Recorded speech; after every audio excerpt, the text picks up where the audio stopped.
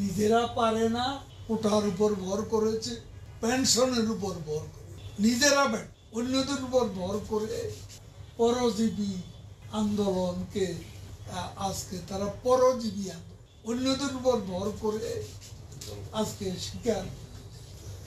বিশ্ববিদ্যালয়ের শিক্ষকরা একটা আন্দোলন নেমেছে প্রত্যয় স্কিম নিয়ে, কোটা আন্দোলনও চলছে। তার মানে দেশের পাবলিক বিশ্ববিদ্যালয়গুলো এখন স্থবির হয়ে পড়ছে। আপনার গেল বৃহস্পতিবার, আমি যদি ভুল না করি, শিক্ষক নেতাদের সাথে বসার কথা ছিল, এমনটাই তারা জানিয়েছেন। আপনারা এই দুটো বিষয় নিয়ে আসলে কি ভাবছেন?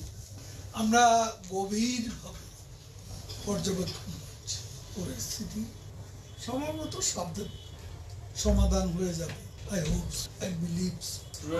ব্লকেট দিয়েছে যে আজকে থেকে তারা ব্লকেট দিচ্ছে এবং এটা তো মানুষ তারা যে ইস্যুতে আন্দোলন করছে এটা তো সরকারের সিদ্ধান্ত। আদালত গিয়ে ভিন্ন রায় দিয়েছে। এখন আদালতের ব্যাপারটা যখন চলমান, এটা অ্যাপিল বিভাগে আছে। এখন আমি তো সাব জুডিস বিষয় নিয়ে আমার কথা বলা উচিত, এটা এখন আদালতের ইখতিয়ার।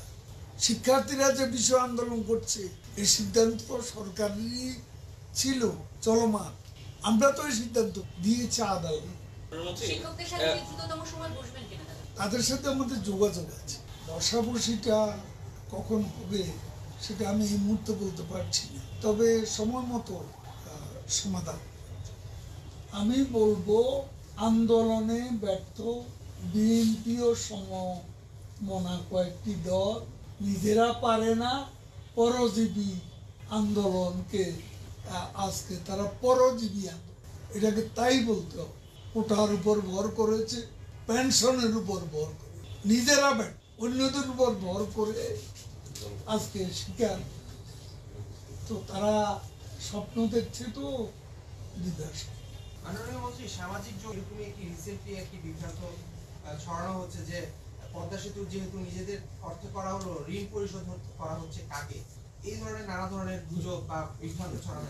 নিজেদেরকে ঋণ পরিশোধ করছে, আপনি জানেন কোনটা? প্রত্যেক 3 মাস পরপরই আমরা প্রধানমন্ত্রীর মাধ্যমে অফিসিয়ালি আমরা এই ঋণ ফেরত দিচ্ছি সরকারকে।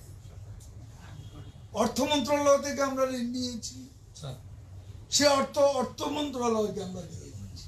যেভাবে পদ্মা সেতুতে টোল আদায় হচ্ছে, এটা আমি তো মনে করি যে 25 বছর লাগবে না, 18 থেকে 20 বছরের মধ্যে আমরা পরিশোধ করতে পারব।